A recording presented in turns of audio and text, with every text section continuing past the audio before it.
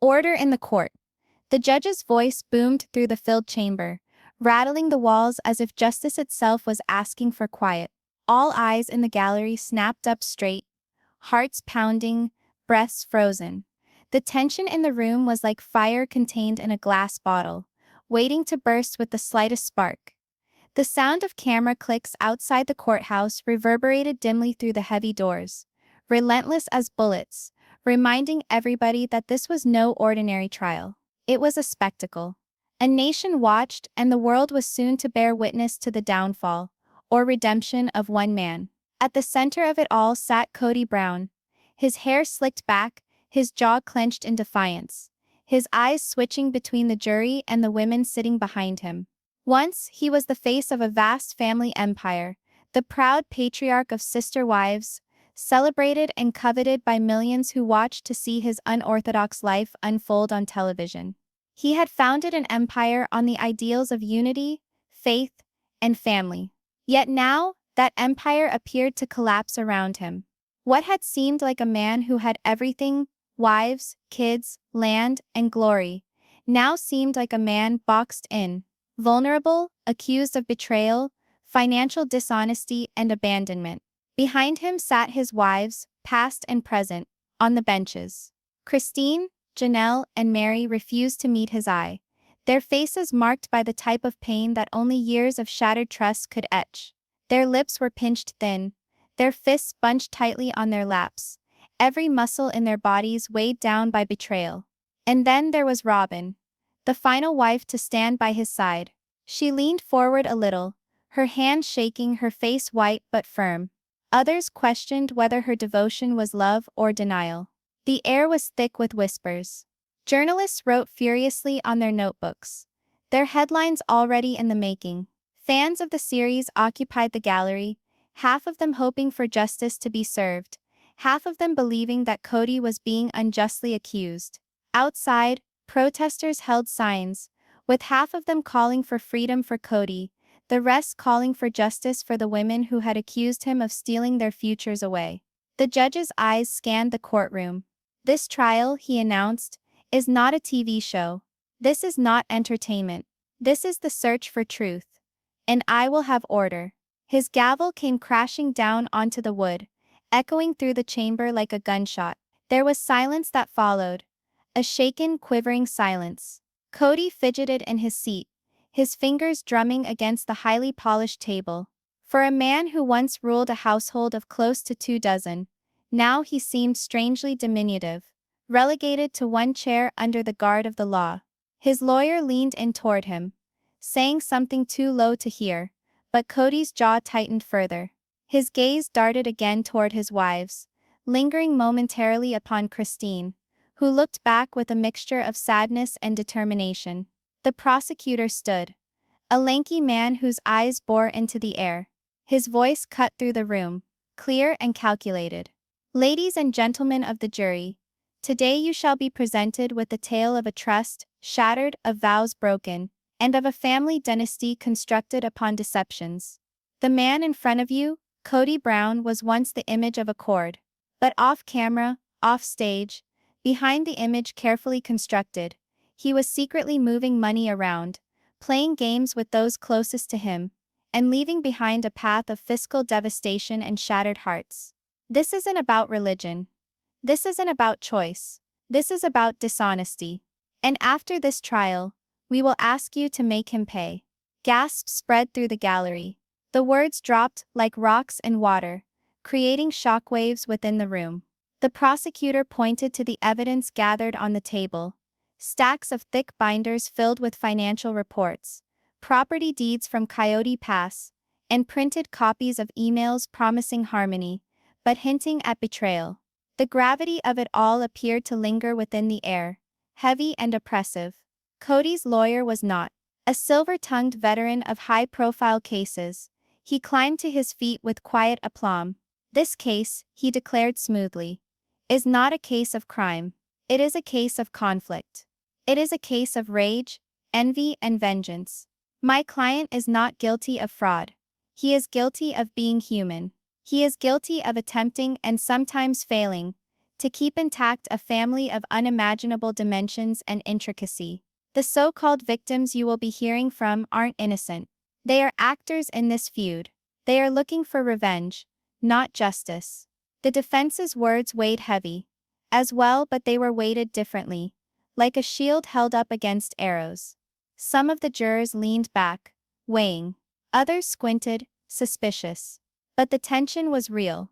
This was not going to be an easy trial. This was going to be a battle of words. A war of truth and falsehood. A tale that would weave in and out until the very final verdict. Kody himself sat motionless, though his knuckles had gone white against the table.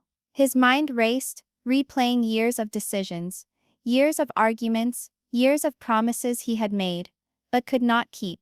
He thought of Christine walking out, of Janelle demanding fairness, of Mary's silent heartbreak, of Robyn's unshakable loyalty. He thought of the children, his 18 children, watching from afar, some supporting, some condemning, all caught in the storm of their father's choices. And as the courtroom quieted again, the truth became apparent. This was not merely a battle of law. This was the destruction of a family dynasty. This was the moment when all the secrets, all the lies, all the whispered vows, would be brought into the open. The judge leaned forward, his gavel at the edge of his bench. The people are ready to proceed. In Mr. Prosecutor, call your first witness. A chill ran through the air. The first name would determine the tone for the rest. Whispers erupted in the gallery. Christine, with her strong independence, Janelle, with her acerbic tongue and quick recall of money matters, Mary, whose loyalty had turned to tears, or Robyn, split between loyalty and the truth. Kody's breath caught in his throat. His gaze flicked toward the door where witnesses sat, out of sight until their names were called. His heart was racing. His empire, reputation, and freedom all hung in the balance. The prosecutor adjusted his tie, looked at the jury, and then addressed them. The name that escaped his lips caused the courtroom to erupt into chaos. Gasps surrounded the air. The reporters almost jumped out of their seats. Kody's lawyer blinked in amazement. Kody froze, his chest constricted. He hadn't anticipated this. He hadn't prepared for this. The gravity of the trial weighed heavily upon him, and for the first time in years, the patriarch of sister wives seemed utterly helpless. The gavel came down a second time, calling for silence. But silence could not undo what had been done. The trial was underway, and Kody Brown's empire's reckoning was now inevitable. The prosecutor stood up slowly, his chair creaking against the highly polished wooden floor, with a sound that made the courtroom collectively stiffen. All eyes were fixed upon him.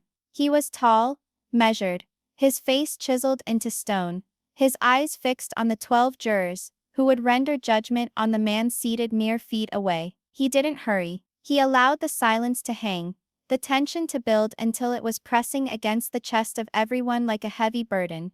It was only when he finally spoke that his voice came sharp and commanding. For years he started, his voice ringing across the chamber with accuracy.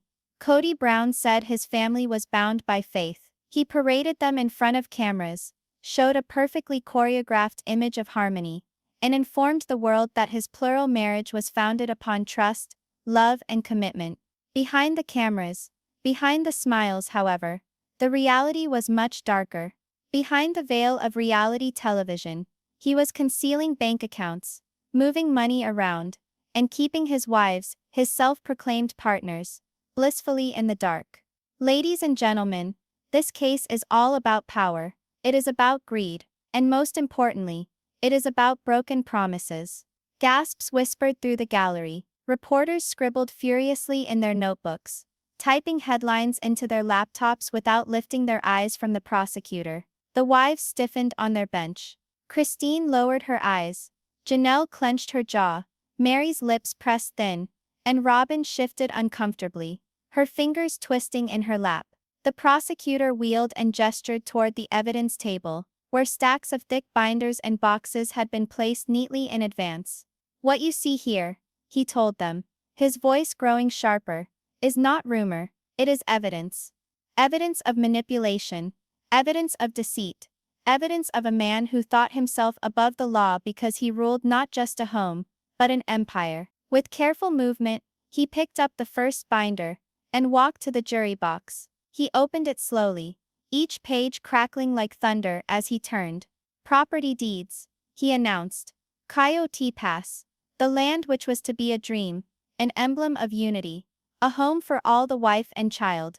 But the dream was tainted from the beginning. While he was gathering power, making the arrangements so control would be his, they thought they were establishing a future together. He vowed fairness.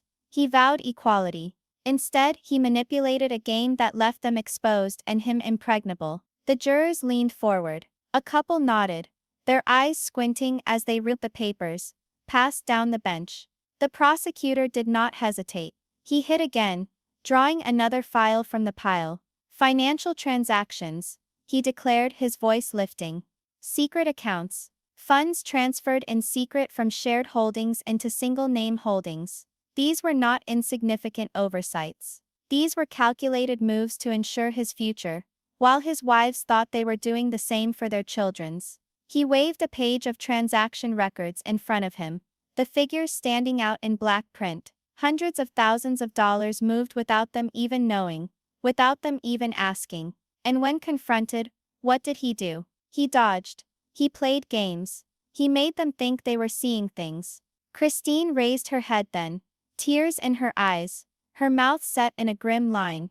Janelle exhaled sharply, shaking her head, her anger barely contained. Mary's shoulders sagged, as though the weight of years of denial had finally landed. And Robyn kept her eyes fixed on the floor, her loyalty tested with every word. The prosecutor's voice swelled louder, heated by the tidal wave of emotion that flowed through the court. But if documents of property transfer and money movement are insufficient, then let us go to the tapes. He stopped, allowing the air to thicken, and then set a small machine on the podium. The court waited. He pressed play. Kody's voice resonated throughout the room, deep and assured, recorded in a conversation not for the public ear. They'll never get it.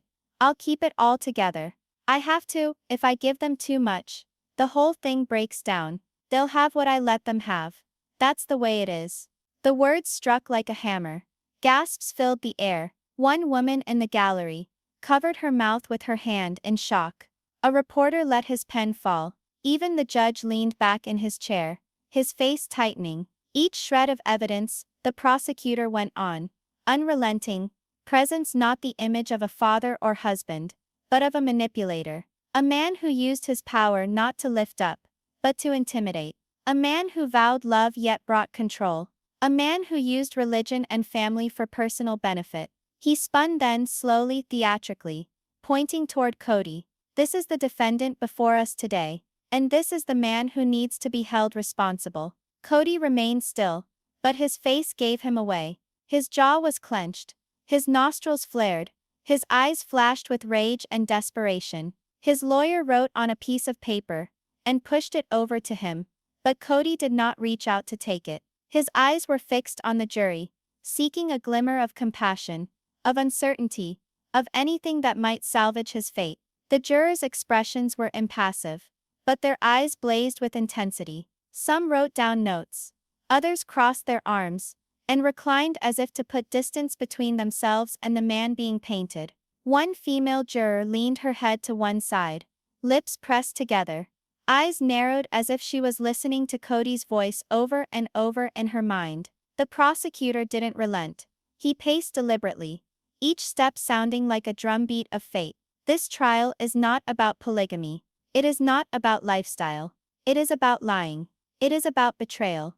It is about a man who thought that because he was at the center of a television series, because millions of viewers saw him each week, he could do whatever he wanted. But the cameras aren't here to guard him anymore. The cameras are here to expose him, and the evidence will not leave any doubt. There was a silence that descended on the courtroom as he walked back to his table. The binders stayed with the jury, their pages filled with signatures and numbers that spoke of manipulation more condemning than any words might. The device still rested on the podium. Quiet now, but its resonance in every head persisted. They'll get what I allow them to have. The judge cleared his throat, shattering the silence. The prosecution will proceed with presenting evidence in due course, he announced forcefully, though his voice betrayed the gravity of what had just been uttered. The jury will ignore emotion and center on fact. His gavel tapped once, not with thunder, but with the insistent reminder of order. Nevertheless, no one in that courtroom could pretend otherwise. The wives shifted once more, Christine leaning over and whispering something to Janelle, Mary using a tissue to wipe away tears. Robyn's grip on her knee so tight that her knuckles whitened. The gallery hummed softly, the whispers spilling like a crack in the dam. Reporters already had enough for tomorrow's headlines. Kody Brown exposed in secret recordings. Yet, the prosecutor was not finished. He sat forward, hands on the table, eyes still fixed on the jury. Ladies and gentlemen, today's hearing is just the tip of the iceberg. In the coming days, you will learn from the women themselves. You will learn how his promises became shackles, how his words became weapons, how their lives were taken apart piece by piece. You will see the papers, the transfers, the secret deals. And when you tie it all together, you will see the truth. Not the man on TV, not the man in the meticulously staged family portraits, but the man sitting in front of you today, exposed. The sentences lingered in the air, heavy and absolute. The prosecutor settled into his seat, his chair scraping into position with a harsh click. The tension that hung between them was stifling, punctuated only by the scratch of pens and the relentless thrum of hearts pounding too rapidly. The gavel came down once more. The judge turned to the defense. "Counsel, you may reply." But at that moment, no one was interested in the defense. Everyone's eyes were still glued to Kody Brown, the man who had once been applauded as a husband and father, now being called a manipulator who shed his veneer. The flames of the prosecution's opening inferno had been kindled and burned through every nook and cranny of the courtroom, leaving nothing but smoke, distrust, and the anticipation of even grimmer things to come. Kody's lawyer approached with the poise that could only be gained through years of practice in courtrooms, where reputations were held on threads. His suit was crisp, his tie precisely knotted, his shoes shining under the harsh lights that descended on the defense table. His movements were slow, deliberate, a subdued performance intended to be a counterpoint to the blaze of fury the prosecution had just awakened. When he stood at the podium, he rested one hand on it, calmly eyeing the jury. His words, when they came, were smooth, steady, and radiantly confident. "This is not a crime," he said, his voice cutting through the dense quiet like a surgeon's scalpel. "This is a family quarrel masquerading as a trial. It is a tale of wounded feelings, bitterness, and broken relationships. But it is not fraud. It is not deception in the guise the prosecution would have you think. What we see here is not criminal conduct. What we are witnessing here is the agonized disintegration of a family that just so happened to be under the public eye. And now, that disintegration has been distorted into allegations of crime." He allowed the words to hang, his eyes scanning slowly from one juror to another. Each one bristled under his scrutiny, the deliberate intensity that demanded they consider the case in another light, to move beyond the smoke and flames of the prosecution's story.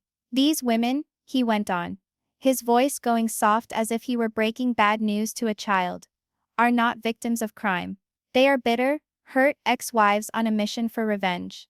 They are recounting to you tales colored not with fact, but with heartache. Ask yourselves, how many times have divorces, breakups, or family fights ended in claims that sounded outrageous, overstated, or one-sided? This is what this is. A family feud having spilled into this courtroom, masquerading as a criminal case." He hesitated, looking momentarily at Kody, rigid and still, his features impassive, but his eyes smoldering with silent thankfulness. The lawyer faced the jury again, and waved his hand in a gentle arc toward the line of women on the benches. "Consider them. Do they appear to be victims of fraud, or do they appear to be individuals who feel betrayed, abandoned, and angry? Their suffering is genuine, I do not refute it, but pain is not evidence of wrongdoing. Sorrow is not tantamount to lying, and tears do not make evidence where there is none." His words had the cadence of honed argument. The jurors shifted uncomfortably in their seats, some scowling, others cocking their heads slightly as if seeking the validity of his reasoning. The wives responded otherwise. Christine's eyes burned with indignation, her lips parting as though she wanted to leap from her seat and scream a rebuttal. Janelle's arms crossed tightly across her chest, her body tense, her jaw clenched. Mary's lips trembled, her face pale but determined, as if she were holding back an ocean of emotion. And Robyn? Robyn's gaze flicked over to Kody, then down to her lap, her hands writhing as if she were fighting over and over with imaginary shackles. The lawyer noticed their faces and grabbed the instant. He leaned forward a bit, dropping his voice just enough so the jury had to tilt toward him. Look at their faces. This is not the face of individuals recounting objective realities. This is the appearance of those whose wounds are new, whose scars are deep, and who are making this test a field of battle for feelings. Ask yourselves, if this were really all about money, about lies, about crime, why did it take so many years to come to light? Why now, when the marriages have fallen apart, when loyalties had changed, when anger had congealed into resentment, why now, if not for revenge? He stood up, his voice growing again with passion. My client, Kody Brown, has done one thing and one thing only, trying to keep a complex family together in situations none of you can even begin to comprehend. 18 children, 4 wives, 1 home fragmented by jealousy, competition, and the stress of living life on the show business microscope. He erred, he struggled, he made decisions some of you don't agree with. But they don't make him a criminal. They make him human. The jurors shared hushed looks. Some nodded barely perceptible nods. Others stood unmoving, pens scratching down notes on pads as they took in each word. The attorney allowed his argument to build, layer upon layer, creating not only a defense but a tale, a counter-narrative to the prosecutor's blaze. Let me be clear, he went on, his voice now abrupt, word after word landing like blows. The prosecution has made my client out to be a manipulator, a cheater, a man who used power to destroy the people nearest him. But what have they demonstrated? Paperwork, transfers, words taken out of context, recordings that do not reveal the complete picture. They would have you think that disputes over property, over money, over broken promises, are fraud. But in families this size especially, disputes over those things are commonplace. Property is distributed unfairly, money is moved, promises are broken. That is family tragedy, not the signature of crime. He moved over towards the jury box, his hand on the rail, light, his voice again soothing. Consider your own families. Consider the fights you have had with loved ones, over inheritances, over money, over who was entitled to what. Were those crimes, or were they the messy, painful, human nuances of relationships? That is what we are confronted with here. Messy, painful, human reality, not fraud, not theft, not criminal deception. Behind him, the wives shifted again. Christine shook her head, her hands gripping each other tightly in her lap. Janelle exhaled heavily, whispering something under her breath. Mary's eyes glistened with tears she refused to let fall, and Robyn pressed her lips together, her entire body rigid as though she were trying to keep herself from collapsing. Their faces said otherwise, one of sorrow, of betrayal, of hurts unhealed. But the attorney's words cut through, describing those feelings as suspect, as proof not of wrongdoing but of resentment. He stepped back to the podium, his voice firm now,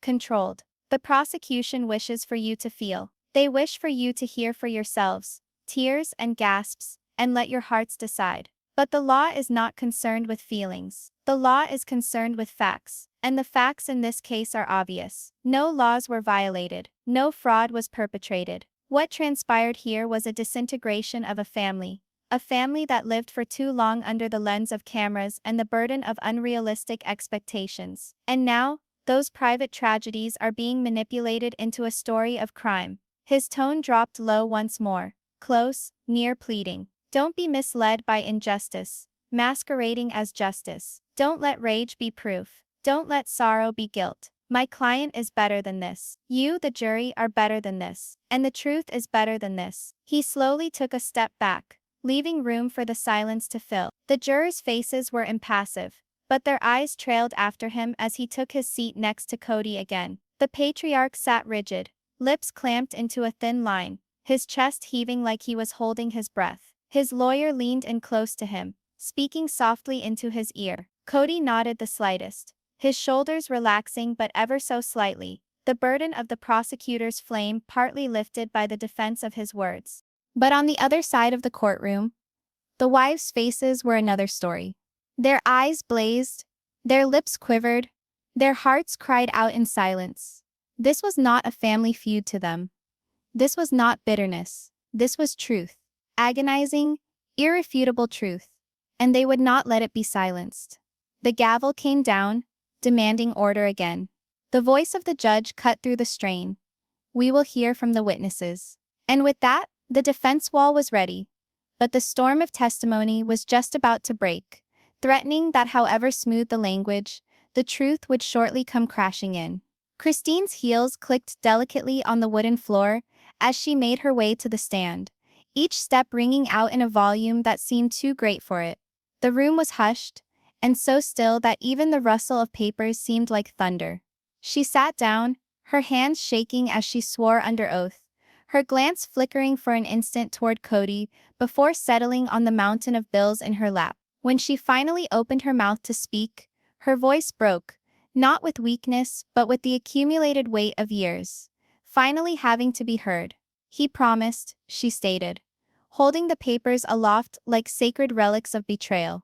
He promised to construct us a home together on Coyote Pass. He sketched for me such a beautiful vision, a future in which we might all live together, our children playing in the same location, our family at last reunited. And I believed him. I believed every word. Her voice trembled as she held the bills tighter, the figures layering from the worn paper. But while we made plans for unity, he had other plans in store. He wasn't building a home for us. He was constructing control for himself. Gasps spread across the gallery. Christine's words were not accusations but confessions of disappointment, the sort that sliced into flesh deeper than any monetary loss ever could. The jurors leaned forward, eyes scanning the papers being distributed, ears eager for every morsel she had to share. She went on, her tears running down unheeded. I worked for this. I sacrificed for this. I stood by him when nobody else would. And what did I receive? Deceit, lies. He led us to think that we were part of something divine, but it was never about faith, never about family. It was all about power. Her tone turned hard then, with anger. He diminished me in my own marriage, made me invisible in my own home. And when I finally did see the truth, that I was constructing his vision, not mine, it was too late. The harm was done. Kody fidgeted uncomfortably at the defense table, his jaw clenched, his eyes scrunched up. His lawyer scribbled on a notepad. But the harm that Christine had done with her testimony was obvious. The jury wasn't just hearing, they were feeling, and that was far more deadly than any document. The prosecutor nodded, pleased, and proceeded to call the next name. Janelle stood up from her chair with a resolve that seemed to rumble the air around her. Where Christine's suffering had been tentative and quivering, Janelle's had been keen and unyielding. She walked with the deliberation of one who had waited long for this moment. When she stepped into the witness box, she didn't waste time on amenities. I put my money in, she stated, resolutely, her voice slicing the air like a knife. My savings, my future, my security, I spent it all on that property, because he said it was for us. He said we were creating something permanent, something for the kids, something we could leave behind. I trusted him because he was my husband. Because I trusted him. She leaned forward, eyes flashing as they locked onto Kody, and he left me with nothing but shattered trust. The jurors changed again, their pens scratching with furious intensity. Janelle went on, her words a vengeful hurricane. Do you have any idea how it feels to wake up and see that your dreams are a lie? To see the man you've spent your life with creating an exit strategy rather than building a life? I do. Every cent I worked for, every adjustment I made, I thought I did it for our family. I did it for him. Always for him. Her fists curled on the stand, her voice shaking with controlled fury. He taught us to sacrifice, to persevere, to put family above all. But the only family that ever really counted to him was the one which granted him the most power. I don't care what anyone tells me. He stole from us, not just money, but years we can never recover. Kody looked away from her, fixed on the table, his expression inscrutable. Robyn shifted restively next to him, her fingers wrapped tight around the armrest as if clinging for balance. Then the quietest of footsteps. Mary? She stood up very slowly, her legs heavy, her eyes cast down. The light in the room seemed to fade as she sat on the witness stand, her shoulders burdened with memories she had borne too long. Her voice was barely a whisper when she spoke, but it traveled farther than Christine's anger or Janelle's passion. It was the voice of one who had been broken, one whose pain was no longer new but deeply scarred. He made me believe, she started, her lips shaking, her tears running down her face. He made me believe that I still had a home. He made me believe I was a part of this family, even when his love had already gone. He told me to wait, to hope, to hold on. And I did. For years I did. The jury remained silent, entranced. Her voice wasn't loud, but it was heavy. They seeped with sorrow, with betrayal that sliced into the bone of her existence.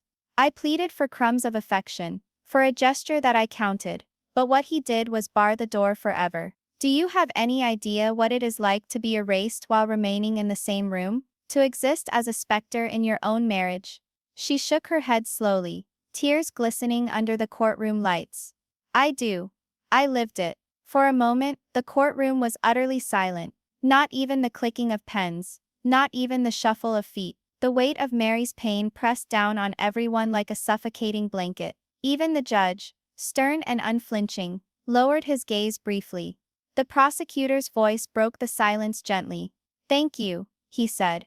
He did not need to prod any further. The wives' statements had spoken for themselves, each different in tone, but the same in message. Betrayal, loss, deception. Kody's lawyer jumped up fast, determined to catch up. He grilled on Cross with pointed, direct questions, attempting to couch the testimonies in terms of exaggeration as the sourness of failed marriages. "Mrs. Brown," he interrogated, "isn't it the case that you left voluntarily? Isn't it the case that many of these choices were joint decisions? Isn't there a possibility that your hurt is tainting your recollection of what happened?" But the wives stood firm. Christine's eyes flashed with defiance. Janelle's voice cut back with unwavering clarity. Mary's quiet sorrow became unshakable truth. Every answer, every word, only seemed to strengthen the prosecution's case. Before the gavel fell to adjourn the session, the courtroom was different. The air was thick, the quiet loud. The jurors' faces were impassive, but their eyes were revealing. They had been shaken, stirred, maybe even persuaded. Kody was seated rigidly, his hands locked so tightly his knuckles turned white. His empire, which had been held together by belief and the illusion of unity, now rested in fragments, destroyed by the voices of the same women who had stood with him. And as the wives walked back to their seats, their shoulders squared, their heads lifted high, the reality couldn't be denied. Every testimony was harder than the last, and collectively they had delivered a blow no defense could easily erase. Robyn stood slowly from her seat, her hands shaking just enough for the cameras to notice. The scuffle of her shoes on the smooth floor rang out louder than it should have, as if the whole room was bending forward to take each step, each breath. She seemed smaller than she had on TV, without the warm smile of editing and the easy support of Kody beside her. She was alone now, stepping into the witness box, confronted by a sea of eyes that demanded truth. The bailiff administered the oath to her, and her voice trembled ever so slightly as she replied, "I do." She took a seat, her back straight, her hands nodding in her lap. For an instant she did not glance at anybody, neither at the prosecutor, nor at the jury, nor at the man seated at the defense table who was regarding her with unflinching focus. At last her eyes flashed up to Kody, and then away again, swiftly, like a moth that was terrified of the flame it could not resist. The prosecutor moved deliberately, not wanting to stand too close. "Mrs. Brown," he started, his voice firm but controlled, "you remain the sole wife married to Kody Brown, aren't you?" "Yes," she whispered, her voice hardly audible. She cleared her throat, working strength into her voice. "Yes, I am. And you've stuck with him even when the others abandoned him." "Yes," she said it more resolutely this time, although her hands continued to wring in her lap. The prosecutor nodded. "Well then explain this to this jury. Explain why, when Christine, Janelle, and Mary have all come forward and testified that your husband manipulated them, deceived them, and left them penniless. You remain seated beside him. Robyn's eyes flashed again, first to Kody, then to the jury, then to her lap. She took a deep breath, her shoulders lifting, her voice shaking but firm. Because he's a good man, she said at last. Kody is a good man, but people make mistakes. He didn't steal from us. He was trying to help us. There was a murmur in the gallery. Some heads shook with incredulity. Others leaned forward as if grasping for her every sentence. Even the jurors responded. Some writing with furious intensity, others shooting each other looks. Robyn went on, her voice firmer now, but cracks running through her tone. The land at Coyote Pass. It was complicated. He was attempting to make it work for all of us. But nothing is ever going to be perfect in a family as big as this. The money. We didn't always see eye to eye, but I never thought he was attempting to harm us. He wanted to preserve what we had, keep it from falling apart. The prosecutor raised an eyebrow, his tone sharpening. So you're saying the documents we've presented, the transfers, the hidden accounts, the recordings, those don't show deception, they show protection. Yes? Robyn's reply was quick, too quick, as though rehearsed in her head 100 times. But as the word left her lips, her eyes flickered again, betraying the very doubt her voice tried to conceal. The prosecutor leaned forward, his tone low, deliberate. Mrs. Brown, are you defending him, or are you defending yourself for still standing by him? The question slammed like a hammer. People gasped. Robyn's lips parted, but no sound escaped. The courtroom hummed, whispers rising like storm waves. She finally managed to say, her voice cracking, "I'm telling you the truth." But the truth in her voice was broken, like pressure-cracked glass. The prosecutor retreated, allowing the silence to hang, allowing her discomfort to insinuate itself into the jurors' heads. No further questions, he said icily, taking his seat. Kody's lawyer sprang to his feet at once, striding towards the witness stand with a gentler look, his tone soothing and measured. Robyn, he spoke softly, you lived with Kody. You've known him day in and day out. Long after the cameras weren't there any longer. You think he ever set out to cheat anyone? No, she replied hastily, relief dancing in her eyes at the gentler tone. I don't. Kody is not an ideal man, but he never meant to harm us. He was attempting to keep order in a family no one else could have held together. It was bedlam, day after day. He tried to impose order. And do you love him? Asked the attorney softly. Yes, Robyn replied, her voice shaking once more, but with emotion instead of fear. Yes, I love him.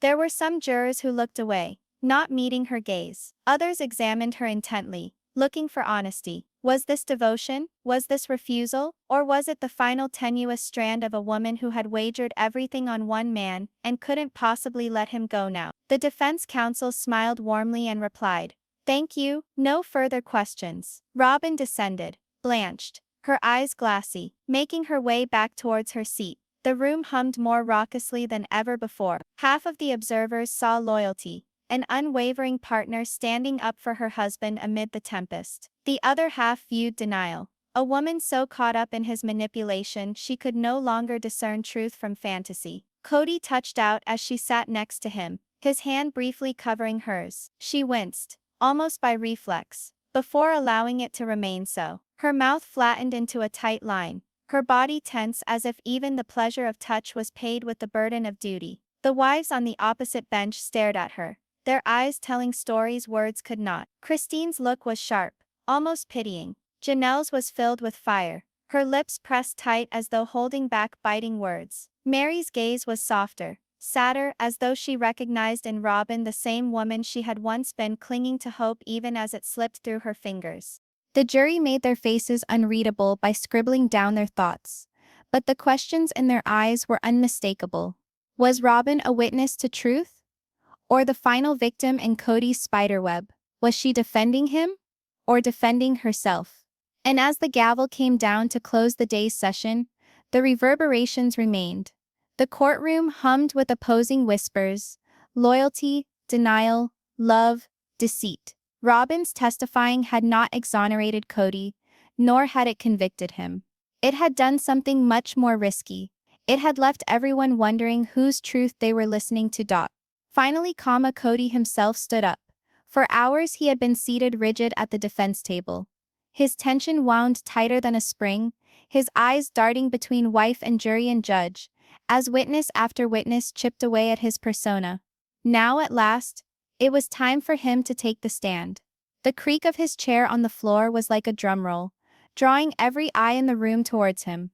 He straightened his spine, pulled his suit jacket smooth, and strode towards the witness stand with the rigid dignity of a man who had talked himself into believing that this was not his moment of failure, but his moment of redemption.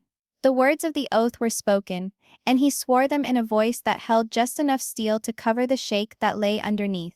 He sat down in the chair, his hands clasped tightly around the wood of the armrests, so that his knuckles turned white. His hair was pulled back from his face, his jaw thrust forward, his eyes burning with the sort of fire that was not born of conviction, but of desperation. "I adored my family," he asserted, the sound of his voice echoing with the intensity of practiced conviction. "I labored to provide for them more than I ever had. I provided them with opportunity, I provided them with comfort, I provided them with safety from a world that never appreciated us." He leaned a fraction forward, eyes fixed on the jury. "Yes, I made decisions. Yes, I damaged feelings. I'll admit to that. I am not perfect. And I never said otherwise. But don't blur heartbreak with crime. Don't confuse disappointment with duplicity. I am not guilty of thievery. I am guilty only of failure as a husband." The words lingered in the air, quivering on the edge of pride and confession. In the jury box, some of the jurors shifted, their heads nodding dully, as if acknowledging the weakness of a man confessing imperfection. Others shook their heads, their lips set into unforgiving lines, refusing to believe his words were anything other than calculated act. The prosecutor leaned back in his chair, arms crossed over his chest, face neutral. The defense attorney smiled weakly, hopefully, as if urging his client silently to come on, to lean into the tale of an undeservedly maligned man, rather than an evil one. Kody drew in a breath, his chest rising with the effort to keep himself together. "Do you know what it's like to bear the burden of 18 children? 4 wives, to be the one to keep it all from falling apart? Every decision I made was because I believed it to be best for the family.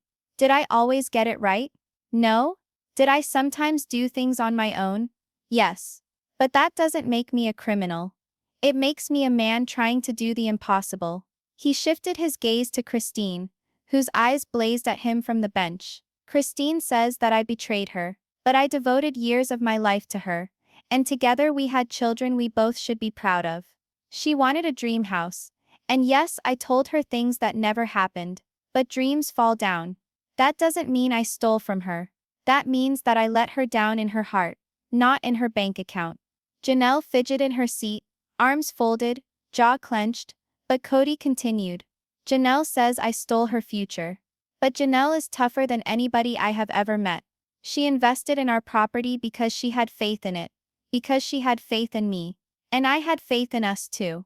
The fact that it failed doesn't mean it was a con. It means life unraveled. We've all seen it happen. That isn't theft, that's tragedy." And lastly, his glance rested on Mary, who stared at her lap, silent tears falling. His tone mellowed. "Mary, she says I closed the door to her. But that door had been closing a long time. It wasn't just me, it was both of us. I never lost affection for her. I never wanted her to feel erased. But marriages end, and sometimes there's no salvaging them. That is not a crime. It is a heartbreak." The courtroom hung silent, caught in the weight of his words. Some of his listeners leaned forward, attracted to the pathos in his voice, the way he positioned himself as an imperfect man, drowning under the pressure of unreasonable standards. Others bristled, unimpressed, their minds ringing with the wives' words of manipulation, secrecy and betrayal. Then Kody's tone hardened, growing louder, his pride bleeding through.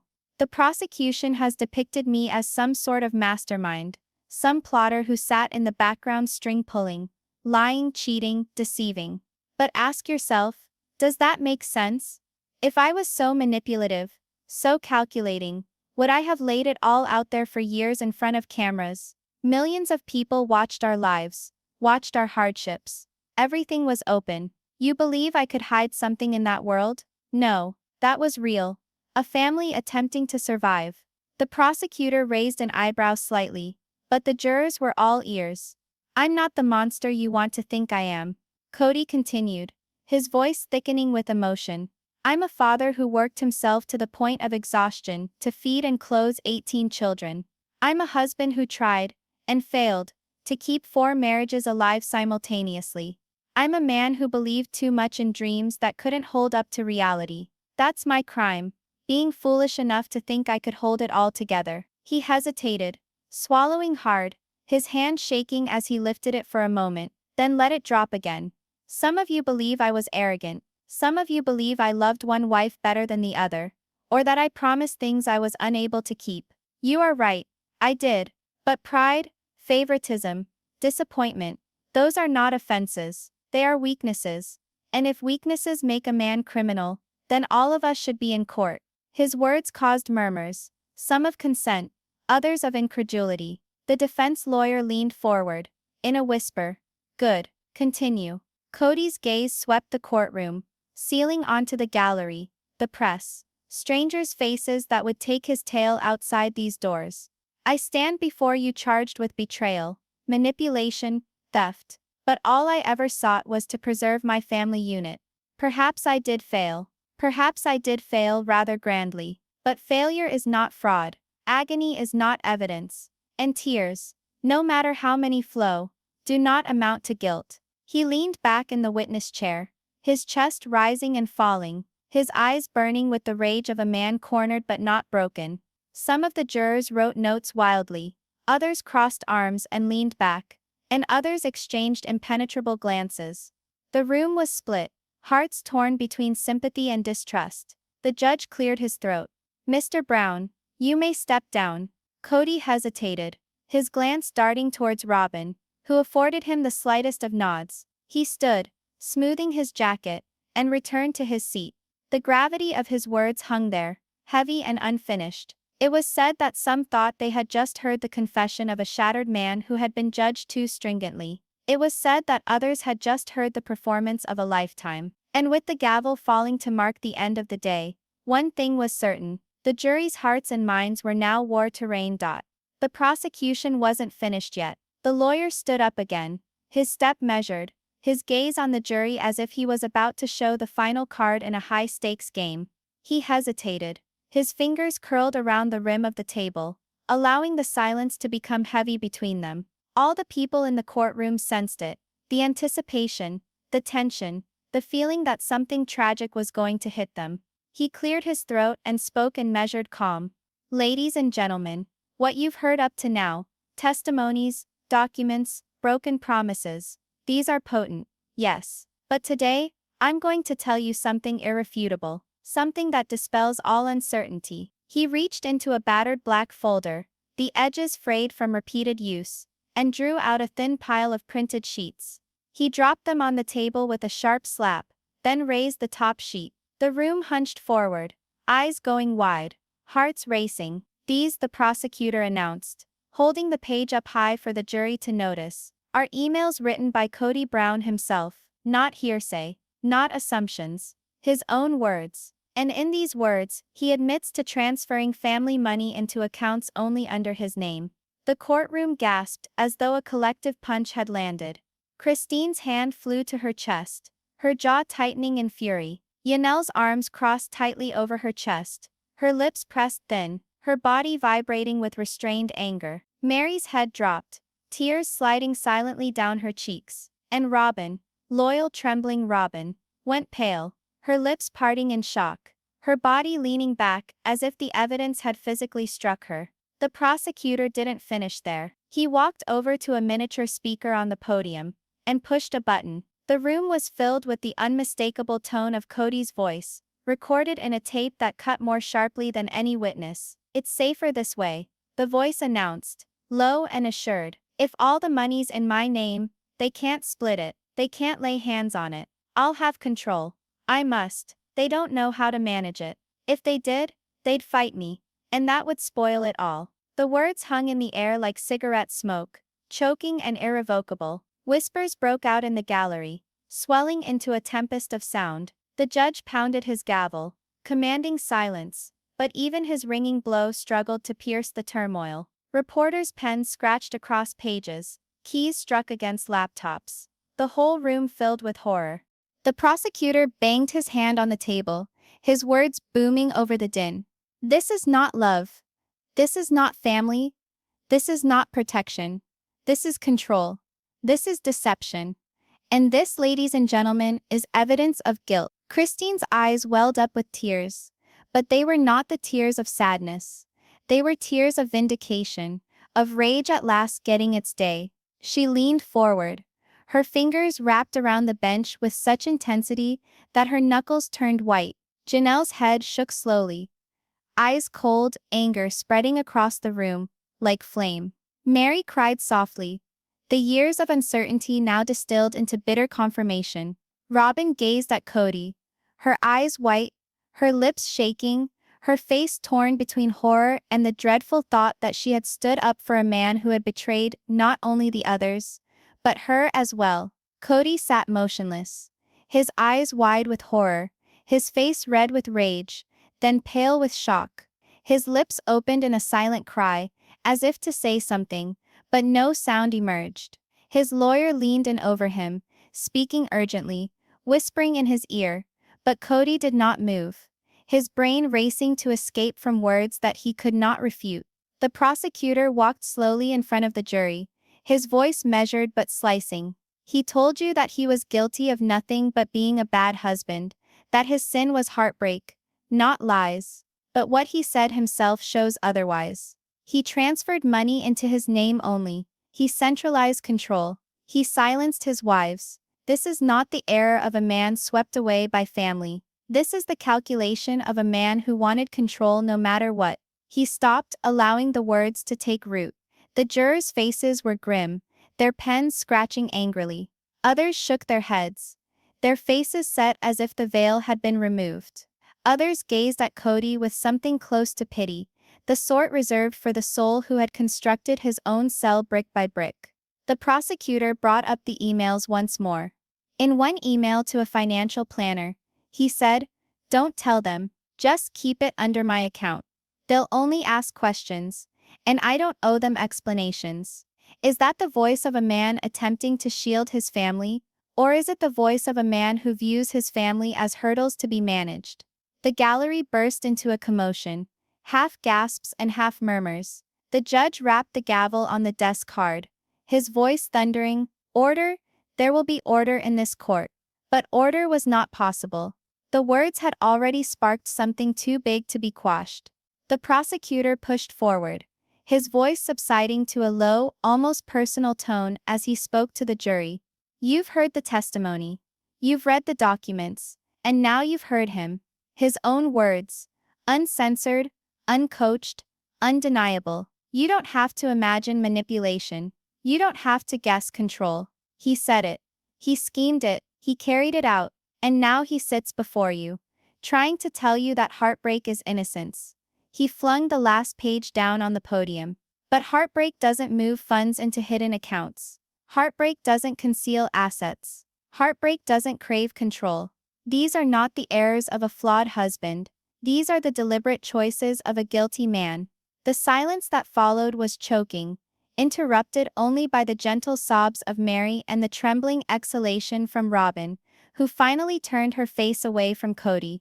For the first time in the trial, the patriarch who had once ruled over a family and a TV audience appeared completely helpless. His carefully constructed image of years was broken in the brief course of incriminating sentences and a single tape. The gavel came down once more, but this time even the judge's voice quivered beneath the enormity of what had been uncovered. "We will recess until tomorrow morning," he declared, though his eyes expressed the same notion running through the courtroom. The case had turned. The tide had changed. And as the jury filed out, the gallery abuzz with whispers, and the wives sat in their different states of anger, grief, and shock. One thing was certain. The bombshell had been dropped, and the smoke would not easily dissipate. The jury vanished behind the heavy wooden doors, and the lock snapped with a finality that made Kody's spine shiver. The air in the courtroom changed in an instant, as if the very breath of the air had been drawn off. Without the jury, the room seemed to fold inward on itself, shrinking to the constricted, worried breathing of the ones who were left behind. Hours became as long as years. The wives sat on their bench, each of them lost in her own tempest. Christine gazed at the ground, her hands clasped tightly so that her knuckles were white, her lips in silent grace or imprecation. It was impossible to say which. Janelle drummed her foot relentlessly, her arms locked in defense, her gaze on the clock that ticked ruthlessly above the door. Mary sat stiff, a crumpled tissue in her hand, her tears having run long ago, leaving only the empty burden of waiting. Robyn hunched forward, her head in her hands, shivering every few minutes, as if the quiet itself was eating into her. Kody sat at the defense table, his lawyer whispering reassurances, but the words fell by him unheard. He glared at the doors where the jury had disappeared, willing them to swing back open with the verdict he desired. His chest heaved in quick gasps, his jaw clenched so hard that it hurt. He'd spent years on TV, in front of bright lights, being judged by strangers by the millions, but he'd never felt the kind of judgment here. Meanwhile, in back of the doors, 12 strangers huddled in a small room, surrounded by piles of binders, coffee cups, and the weight of a decision too big for anyone to carry lightly. They debated, voices hard, then soft, then hard again. Is Kody a failed husband, or an imposter? One juror demanded, pounding his hand on the table. Another shook her head, her arms crossed. He confessed to moving the money. That's fraud. End of debate. No. Another juror responded, her voice laden with doubt. He sounded like a man grasping at control in chaos. That's not fraud. That's desperation. Don't mix the two up. They argued for hours. The coffee cups were drained and filled again. Scribbled pages were crossed off, rewritten. Some of the jurors walked back and forth across the room, their feet wearing tracks into the carpet. Others slumped in their seats, tired, their faces etched with the burden of having to decide between liberty and penalty for a man whose life had already fallen apart. Beyond the courthouse doors, the world was not holding its breath. There had been crowds, pouring over the sidewalks, carrying signs that divided the public into two combative camps. There were posters on one side reading "Justice for the wives," and he stole their futures. There were equally boisterous voices on the other shouting with signs that read, "Free Kody," and "Families clash. This is not a crime." The media swarmed like vultures, cameras flashing, microphones thrust into the air, desperate to capture the reactions that would shape the headlines. Inside, the tension only grew thicker with each passing hour. The wives stole glances at each other. Silent battles waged in their eyes. Christine's fury, Janelle's bitterness, Mary's sorrow, Robyn's fragile loyalty. All of it played out in quiet moments, as they waited for the strangers to decide their story's ending. At last, as the fading light seeped in through the high windows, the doors swung open. The jury returned, pale, their faces inscrutable. The foreperson held a crumpled piece of paper, the heavy weight of the choice pulling at their fingers. The courtroom paused, as if even the air would not move. The judge pushed his glasses up, his tone firm but quiet. Has the jury reached a verdict? Yes, Your Honor, the foreperson responded, their voice shaking just a little. Please turn the verdict over to the bailiff. The sheet was handed forward, a folded piece of paper that contained the ability to destroy or redeem. The judge unfolded it slowly, his eyes reading the words before he nodded. He passed it back to the foreperson. Please read the verdict aloud. Kody's chest tightened. Robyn clasped her hands together, whispering under her breath. Christine's head lifted sharply, her body rigid. Janelle's jaw clenched. Mary closed her eyes. The gallery leaned forward, reporters' pens poised. The world balanced on a knife's edge. The foreperson rose, the slip shaking in his hand. The stillness was agony, the sort which screamed louder than any tempest. At last came the words, rattling against the walls of the courtroom. On the charges of fraud and deception, we find the defendant. The silence was interminable. Each beat in the room reverberated, thumping like a drumhead. The wives gripped the armrests of their chairs. Kody's lawyer leaned forward, lips open, poised to pounce on whatever was to come. The judge's eyes darted to the foreperson, nudging them to proceed. We find the defendant. The word dangled there, poised like a guillotine over the head of Kody. Gasps circulated through the gallery, folks standing half up from their seats, as if attempting to pull the verdict into the air themselves. The journalists almost lost their pens with anticipation. On the outside, the chants roared louder, though no one indoors was able to hear the verdict yet. Kody's lips moved soundlessly, shaping a prayer, a plea, a curse. No one could say. Robyn clamped her eyes shut, tears streaming down her face. Christine's chest labored, her nails pressing into her palms. Janelle's face turned hard as stone. Mary mouthed something only she could hear. The foreperson's mouth creaked open once more, prepared to let out the last word that would end Kody's dominance as patriarch forever. And then silence.